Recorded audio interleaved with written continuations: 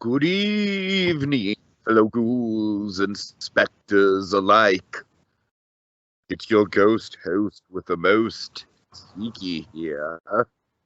And Blue Dragon 5, here to engage in some haunted holiday hijinks by trudging through the catacombs, dusting off the cobwebs, to recount a spooky selection of Halloween classics.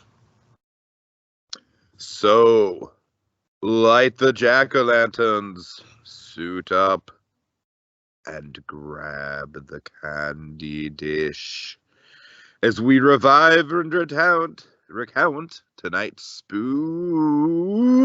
selection. WandaVision, all new Halloween Spooktacular.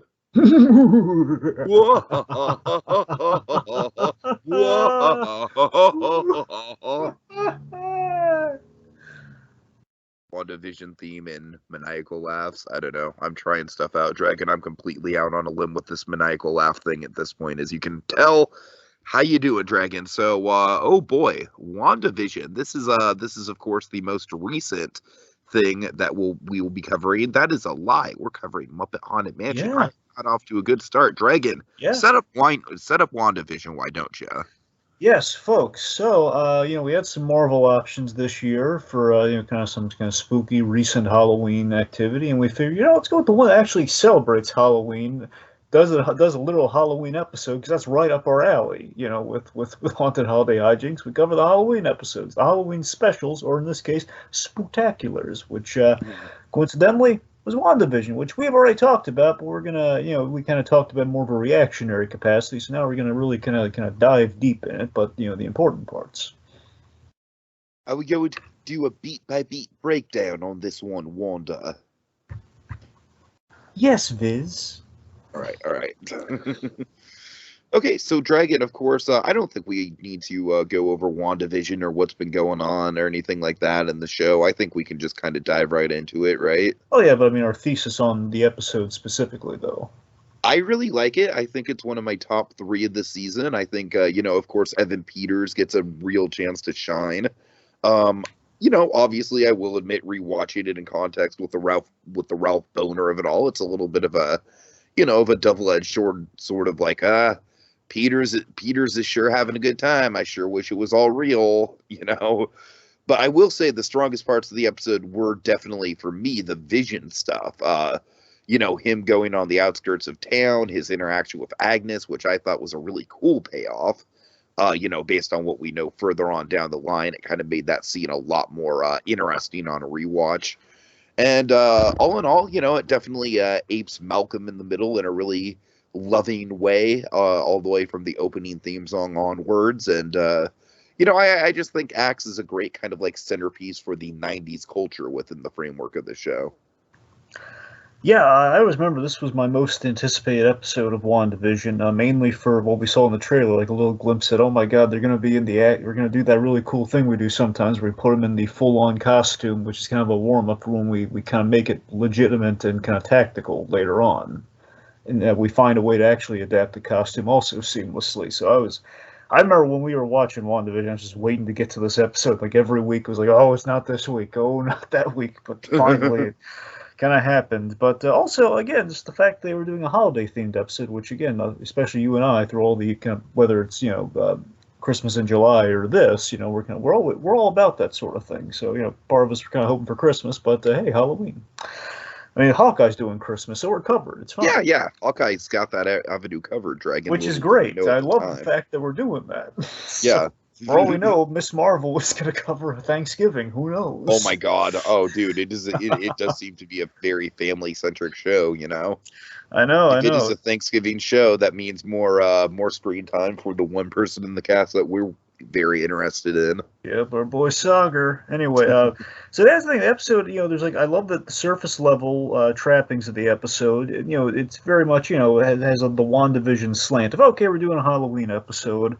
But, the scary reality is creeping in, and, very much the theme of the episode is the truth is scary, a.k.a. the reality seeping in, is scary, and that fear is causing Wanda to double down in the bargaining phase of her grief. Of like, she's doubling down with the hex and just really kind of being in kind of full on denial about certain things. And they're like, no, I can make this work still, which obviously will bleed into the depression of the next episode. And you get it. And also, if you haven't gathered, folks, we're going to be spoiling things because we have seen the end of WandaVision and we're looking back. So just, you've been warned. Yeah, spoilers for a show that's like 8 months old at this point. I don't know if it's 8 months, but I think technically 6 at least. Right, at least 6, yeah.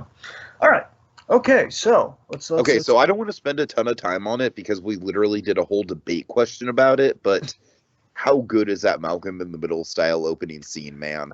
Yeah, it's great. Yeah, like as far as the song goes, I mean. Yeah, I noticed something on the rewatch with the songs. The lyrics are it's kind of building some of the Pietro surprise in there. The fact you don't know who's going to be stopping by. Ergo, this guy stopped by now. Ergo, we have the Malcolm in the Middle opening. All right, so let's get right into it. It's we start with oh god, Dragon, I can never get these kids' names right. Billy or Tommy? Who do we start with? Okay, so we start with Billy. So Billy's remember Billy's the sophisticate one, the one that's dressed as the costume, the witch costume. In this case, Wiccan. He becomes a character in the comics called Wiccan. We put him in the exact outfit for Halloween. How quaint. All right. So of course I love just right off the bat we're getting into Malcolm in the Middle. Like Halloween is a special time. It's all about family and friends and the thrill of getting to be someone else for a day.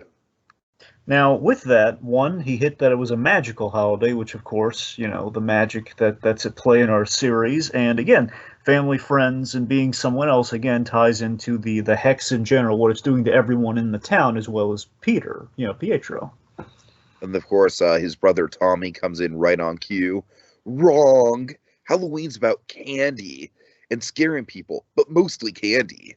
So, we have some Dragon just right off the bat, it just kind of establishes kind of that sibling rivalry dynamic from Malcolm in the Middle so well. It honestly feels like we're at home in Malcolm in the Middle, even though there's no Bryan Cranston or Frankie Muniz, Oh, Cranston comes in later, my friend, during that what is grief if not love persevering moment. That is true, yeah.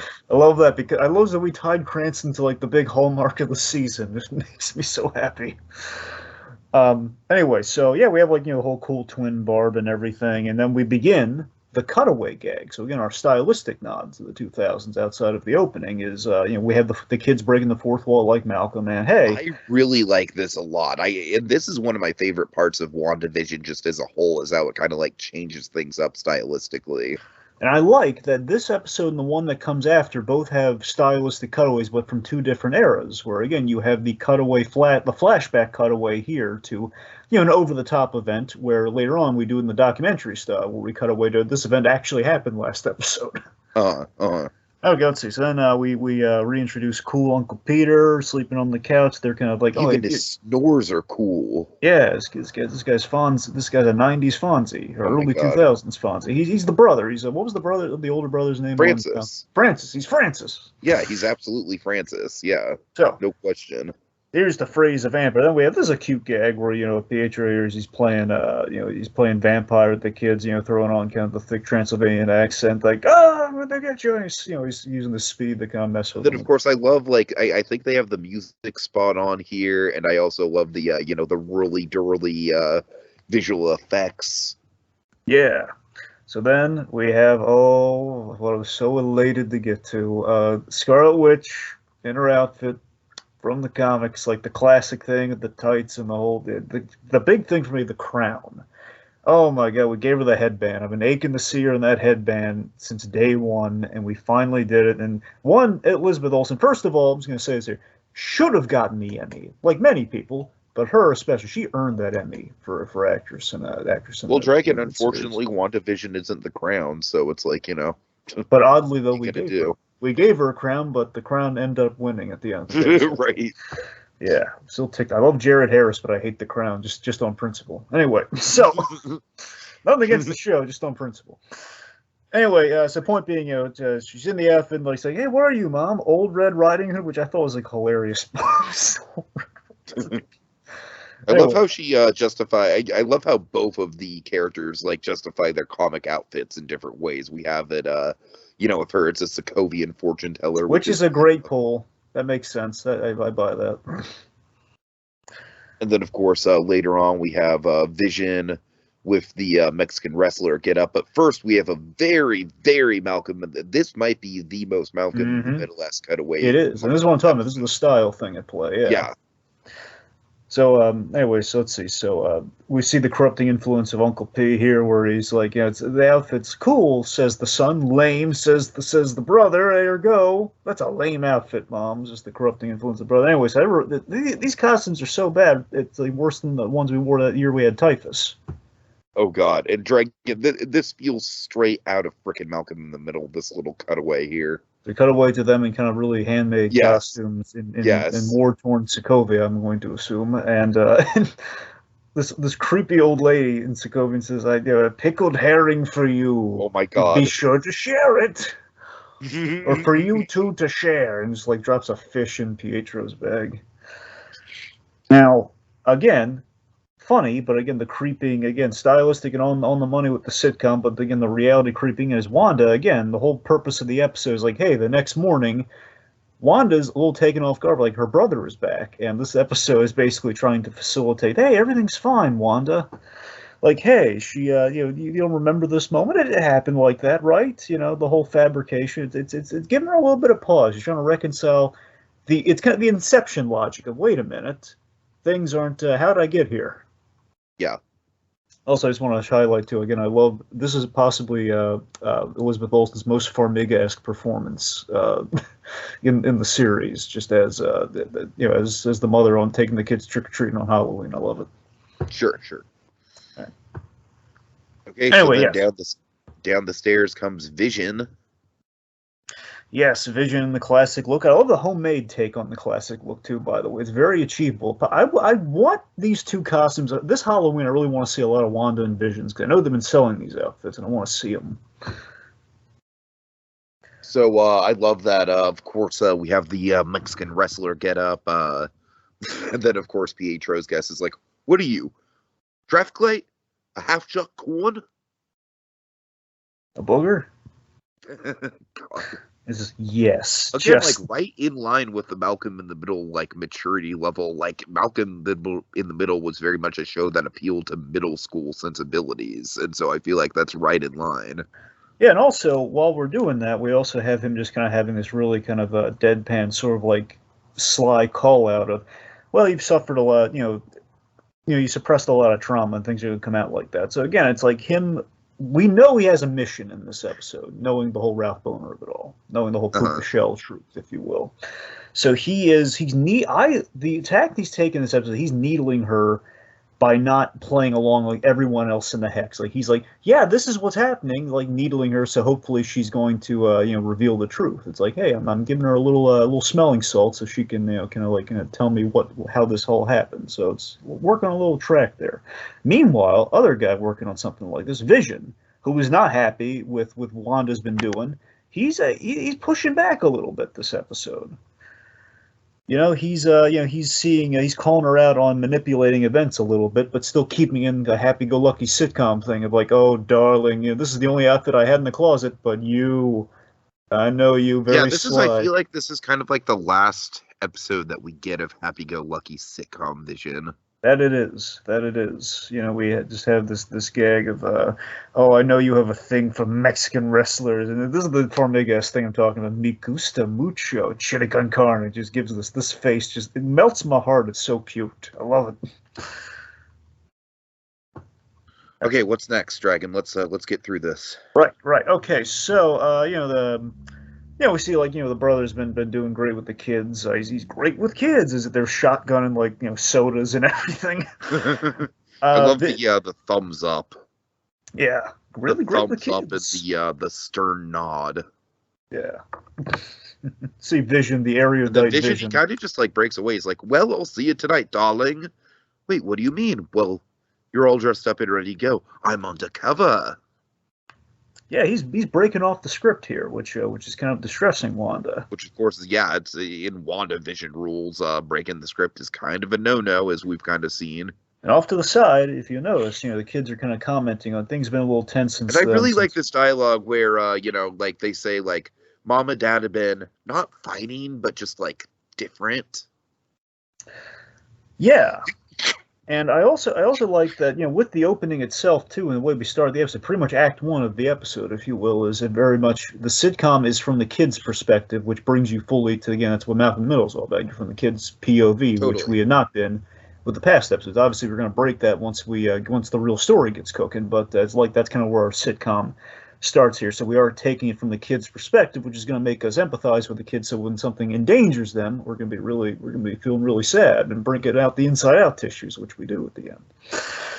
So, all right, and of course we have this really painfully awkward goodbye between Vision and Wanda, which is like, oh boy, that might be the last time they're really going to be like in this house where things aren't going completely to shit. So that's kind of like an underwhelming goodbye in a lot of ways. So he's going off in quotes to do the neighborhood watch. Pietro's going to step up and take the kids trick or treating. Just And Pietro, man, it's like I don't even want to. I don't even think we have time to just go over like all the Pietro antics this episode. But my God, there's so many of them. He just jump scares her. He's like, "Where's the water balloon so we can?" Oh, we don't have any water balloons. Well, where are we going to put all the shaving cream?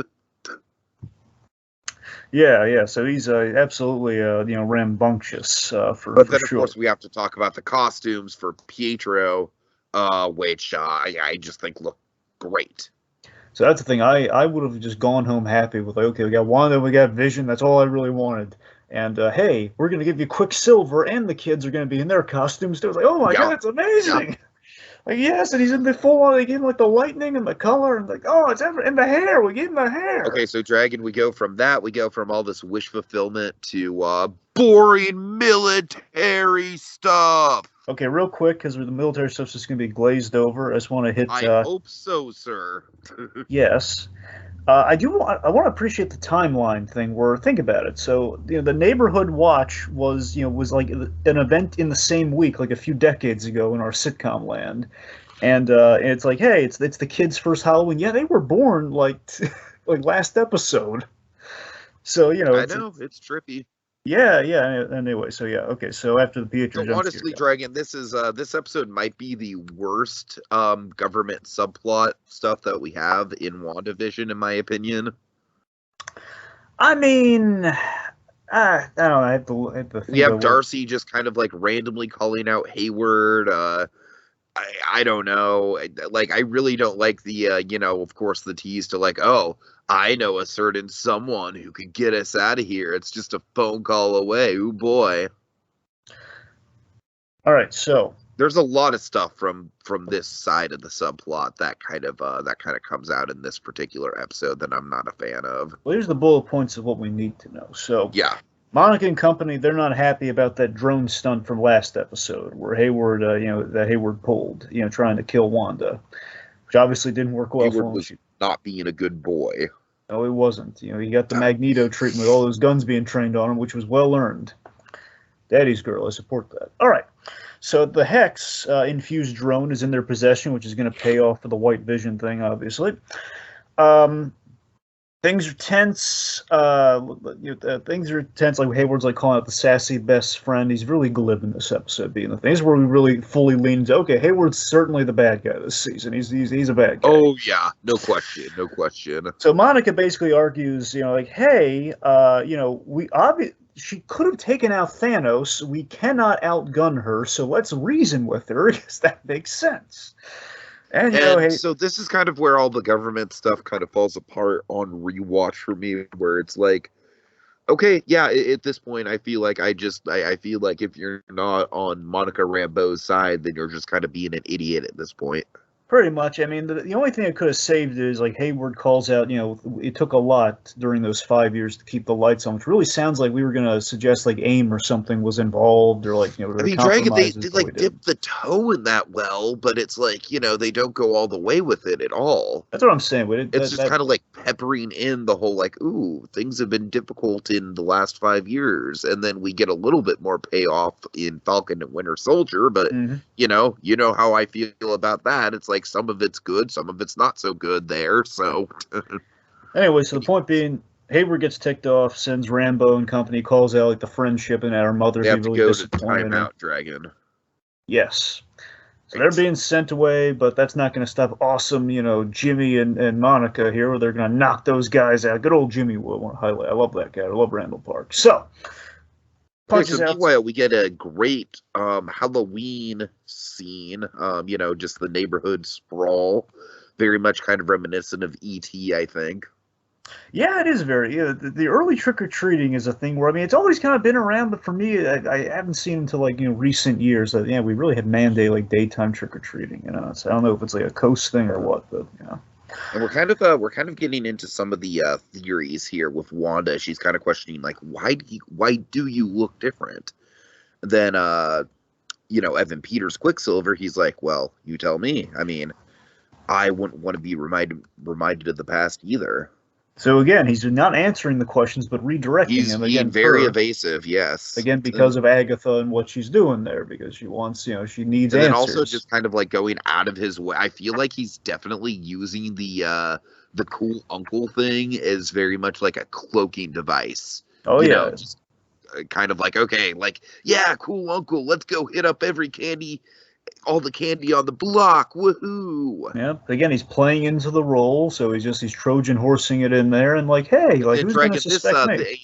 On a rewatch, this has to be intentional. There's no way this isn't intentional. The kick-ass thing. Yeah. Oh yeah, definitely. Of course, Evan Peters having played. That's at the very least a nod. Having played the knockoff of the Aaron Taylor Johnson kick-ass, and then the sequel. Yeah, really funny. All right, so Vision. Let's see. I'm sorry. This might be one of the big comedy highlights of the season, I think. Yeah, so we have Frankenherb manning the neighborhood watch. Yeah, Frankenherb, and it looks great with that fade thing on it. So it looks good. It is a very good costume. Yeah. Yeah, it looks great. So let's see. So Uncle P and the boys, they're causing trouble in the background as he's like getting these reports in. I love it's like a timing thing because he's going so fast. Or it's like he's learning this now as we're then seeing. They're literally breaking the speed of sound. Pretty much. So like they're taking. What do you mean they're taking? All the candy's gone, and like they're smashing all the jack-o'-lanterns are smashed, which I think is a real prickish move, by the way. Like, come on, man, those are yeah. That was maybe a step, but I mean, dude, it's Ralph Boner. What are you gonna do? No, I know that. I'm just saying personally, that hurts my feelings personally, but it would make sense for him. And then of course you have a little bit of a cryptic note of like, oh well, if you see Vision, say hi, and he's like, Vision. Oh, he's not on duty. And then Dragon, I love this cryptic, like, I love how double meaning this is. This whole like, is there anything I can do for you, Wanda? It's like, is that changed? Like kind of like a fourth wall break to a certain extent? Because I kind of read it is that. Well, yeah, I mean, when he says the line, "Do you want anything changed, Tiki?" It's absolutely that. Yeah. So again, it's like we're getting a little heady. And speaking of heady, Dragon, this is probably the most disturbing scene of the whole show. I agree. Yes. So Vision, he's walking through the neighborhood, and he finds the neighbors are glitching. Well, the further he goes from the town, from the house. And you have this poor woman, and also I caught in the rewatch. We forgot about it. It's her husband too. If you look in the background, her husband. Yeah. I mean, they're both just in agony. Yeah, so basically she's like trying to hang this decoration, but she's in a glitch, so she just can't. So she keeps like going for the hang and then unhanging, unhang, and you see this single tear fall from her face. And it's like, oh, these poor people, or they're caught in this like programming loop, and they can't do it. And the husband's like placing a pumpkin. No, he's not placing the pumpkin. Oh boy. Okay, so then we have a commercial interruption, Tiki. Yeah, so if things already weren't dark enough, let's watch a claymation child starve to death. Yeah, let's kill some kids in claymation. Oh, God. Oh, so this is obviously like a take on stuff like Capri Sun and, like cereal mascots and stuff like that. Yeah. And I love it, and I really think it's one of the best commercials of the bunch. It is great, and again, the most 90s of the bunch, too. For sure. Okay, so they have the Yo Magic, which essentially you have the kind of the claymation Lunchable-esque. It's a shark.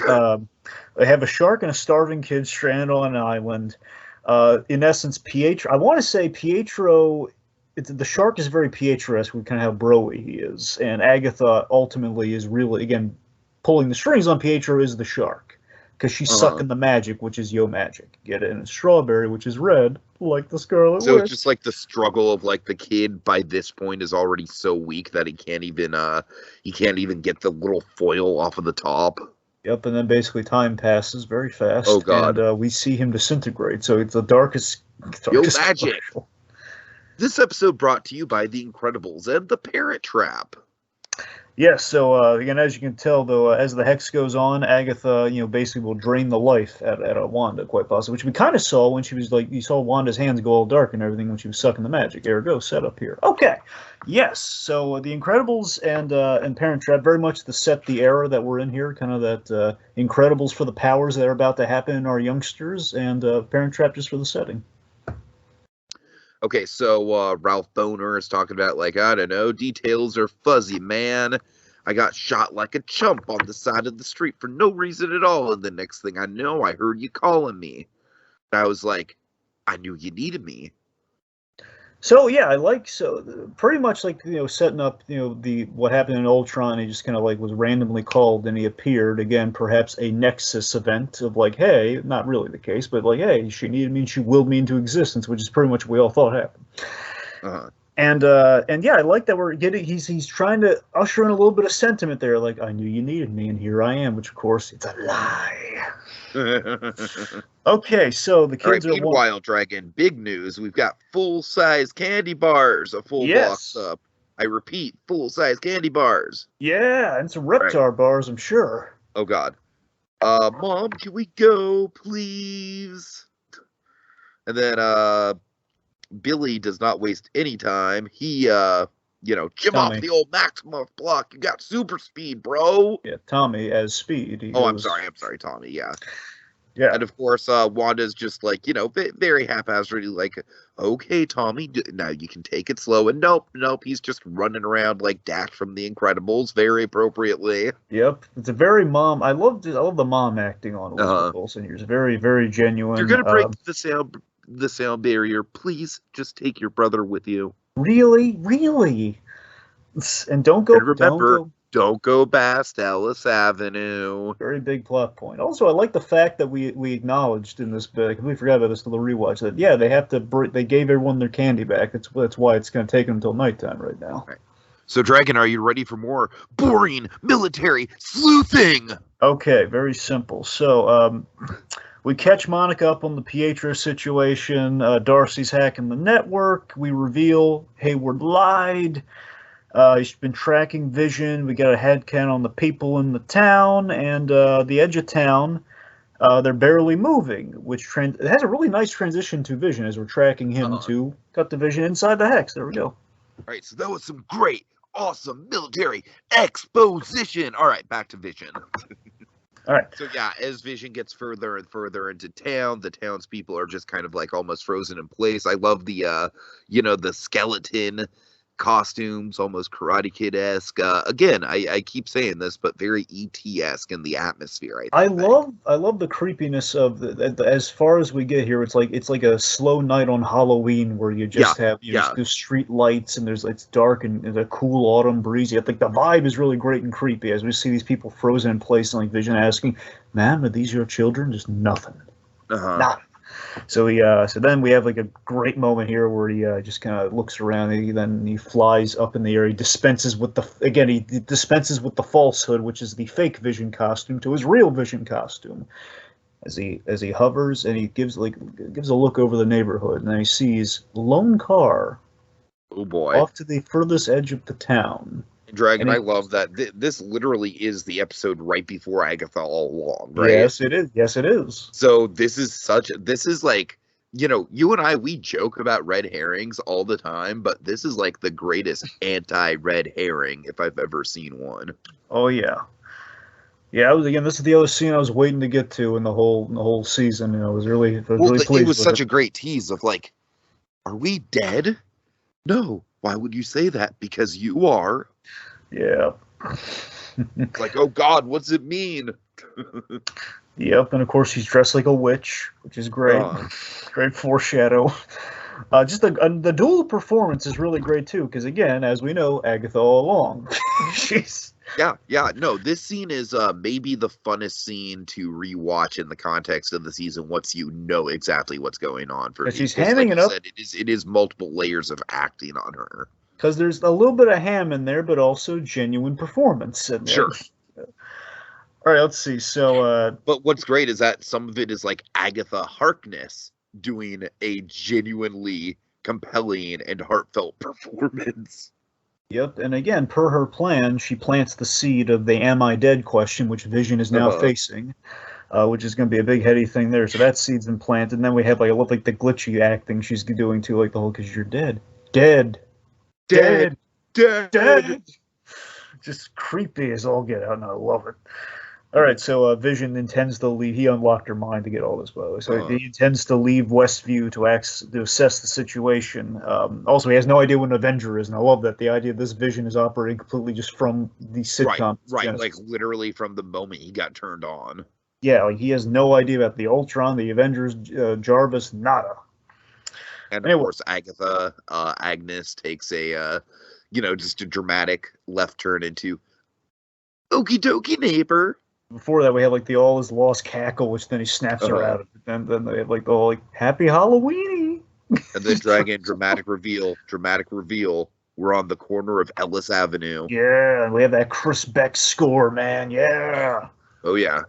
Love it. So meanwhile, back outside because we got to build tension, suspense. All right. Yeah. Okay. Like, look, I don't even hate these characters at all. It's just kind of like, okay, these are not like Dragon. I honestly don't feel like these characters needed to be in the episode at all, if I'm being frank. I mean, look, I dig these characters, and they're only in here to set up the next episode. That's really what they're doing. So we're all setting up the Spectrum story. That's really what we're doing here. Is this where we get the whole like I know an astrophysicist? Well, this is where we set up Monty as an engineer friend who essentially is right. Dragon, that to me was like probably like I honestly appreciate the Ralph Boner thing kind of in the same way I appreciate the Trevor Slattery thing. This is just lazy. This is just audience bait with no payoff, and they know it. Yeah, we didn't even see who it was either. It's just like no Reed Richards, nada. Right. All right. The point being, delivering a vehicle like in an hour. Darcy warns. This is a big plot point, though. Darcy warns Monica that the effect the hexes have, like it rewrites cells and kind of the DNA and everything. Pretty much what's going to turn her in the Spectrum, or turn her into the next Captain Marvel. That whole thing. All right, so they get a nice bit here where Monica hits like I have to go in there. The whole mutual grief story where she and Wanda are bonded through their grief and they're kind of processing that, and then it's going to kind of end up kind of giving them the power to kind of undo all this bad stuff, which it's again nice through line there. Okay. So another great scene with Pietro and Wanda. So Pietro is kind of talking about like, oh, this is a really great thing you're doing, Wanda. It's really nice. But how do you do it? Essentially, like he calls out the kids. He's like, it's great that you have the moral boundaries in line, that the kids don't have to see the nightmare only on special episode cameos and all the it's like he's basically kind of calling out the the ingenuity of everything in a in a loving brotherly kind of way. Yep, and remember, you've handled the ethical situations as good as you possibly could have. Families and couples stay together. Most personalities aren't far off from what's underneath. People got better jobs, better haircuts for sure. Yeah. And remember, Wanda, she went with a Halloween episode next to prove Vision's point of we're the children in the town, Wanda. Here are the children. So, and also, by the way, I love that we teed up, Agnes is looking for Town Square Scare, and here we are, Town Square Scare. Like, really, it's really folksy. I really love the set. The way of, like, the bales of hay, the light-up pumpkins, and the tombstone's really, really good touch, given the whole dead conversation about Pietro, is where we were previously. The whole Vision is dead, tombstones, Sure. All right, let's see. So, anyways, the point being, so he's asking how, and he's emphasizing, hey, I'm your brother, I'm not your husband. You can let me know. You give me the details here, man. It doesn't sound manipulative at all. So, let's see. So she doesn't know, but she hits the big thing that we see in our big flashback episode. she felt completely alone and completely, without any hope at all, and that's basically what kind of triggered all this. And then and the moment she addresses something really real, Hex kind of dissipates for a second. We see dead Pietro, zombie Pietro, bullet ridden and all grayed and scary. Oh yeah, which we haven't seen since Vision earlier in the season. Ooh, creepy Halloween episode. Anyways, here we go, big moment. So, Vision, he exits the Hex. It's a harrowing sequence, man, because he is tied. It very much is like AI body horror. Yes, it is, and I love everything about how the sequence was directed here, where he's being pulled back so violently into the Hex, and like piece by piece. And I love how everyone's just kind of like reacting to it a little bit differently. Like some people are horrified, some people are sympathetic, some people like just want to kill him. Yep, and I love it. Well, I don't think they want to kill him, but they're not really lifting a finger to help him, though. That's kind of yeah. That's what I mean. Yeah. But yeah, it's like Darcy's like, someone help him. I don't know what Darcy's plan was here, but like, someone help him. And of course, I love the shot of Billy and Tommy where he's looking on and he stops Billy from going fast, and it's like whoa, Billy. It's like, no, I hear Dad. He's in trouble. So of course we have a little bit of a family. The Incredibles is a big theme, Dragon, here, where the family has to band together to save the father. Yes, and I love before Vision. I love Vision. He's in the Infinity War pose from when he died, when he had like the jewel pulled out of his head. Had the gem pulled out of his head. So we're mirroring that very well, and he's very heroic. Like, save the people, help the people in the town, not himself. He doesn't care about himself. Help the people, help the norms of the town. Anyways, yes, the boys, Billy's on to it. He tells Mom, and then basically, we have like a really cutting line from Quicksilver here. He says, "Oh, don't sweat it, sis. It's not like your dead husband can die twice." And bam! Yeah, I love the reaction there. Bam! Like, shut up. You're not. Like, I love that. She kind of knows that it's not her brother, and she's rejecting nothing. You know nothing, Jon Snow. Yeah, it's like her rejecting not only just rejecting reality, but knowing the reality that cannot possibly be my brother. I'm gonna bam, get out of there. Okay, so she's being very much hard love mother here. Like, Billy, okay, I need you to focus now. I need you to focus. Where is your father? Which basically pinpoints where Vision is, like past Ellis Avenue, and she big moment, expands the Hex to save Vision, which she expands it a little farther than she should. It's like, whoop. Yeah, I feel like a lot of people have kind of talked about this moment to death, but what are some of your favorite transformations, Dragon? I always love the circus clowns. I don't know. The tents was a really good idea because they pretty much have these tents set up, and that makes sense to be a circus tent. Of course, my favorite, like the used car dealership on the side of town and stuff like that. Legitimizing the fact that the town would stretch on past the natural borders. It's really creative world building. Of course, my favorite one is the funnel of love truck with the funnel. Oh my god, truck. Yeah. So we set it up here and we ride in it next episode. I love the funnel of it. Right. Actually, we stopped Hayward with it. The funnel of love truck came in really handy. And Dragon, I will say this was probably dare I say, maybe an even bigger cliffhanger than the Ralph Boner thing at the end of last episode. I mean, pretty much. It's because again, the question is how massive on the same level, but in a different way. Yeah, because the question is how massive was this expansion of the Hex going, and it sets the stakes of like how powerful Wanda is. Like she could just expand, like for perhaps again, possibly at some point she was going to be the original source of the multiverse. Of the multiverse of madness we were thinking. With that expansion. Right. Yeah, so we end on Wanda's eyes and she's in control. Yeah. All right, and that's all she wrote on the episode. Thank you for making it quick. Final thoughts. Final thoughts, again, possibly my favorite episode of WandaVision. I mean, was my favorite episode, then I forgot. Yeah, the flashback episode's my favorite episode. That's great. The penultimate episode of WandaVision. But it's It holds true as far as a Halloween special goes. Again, I love that we have something really scary within our story stakes. Kind of feels up our alley with what we like with kind of our themed episodes of the superhero shows. Only it got to really kind of really naturally kind of let itself go with the story. And it built some great tension. And again, Elizabeth Olsen, fantastic. Deserves an Emmy. All right, yeah, Dragon, I think you've just about covered it. I think it's a great episode for sure. Easily one of the best of the show, and a lot of fun Halloween stuff. Just it's a good selection just because of that. There's just a lot of fun Halloween stuff going on here. All right, well, folks, that's the end of tonight's spooky selection, and our spirits grow weary. But don't worry, they'll be stronger than ever next time as we engage in even more haunted holiday hijinks.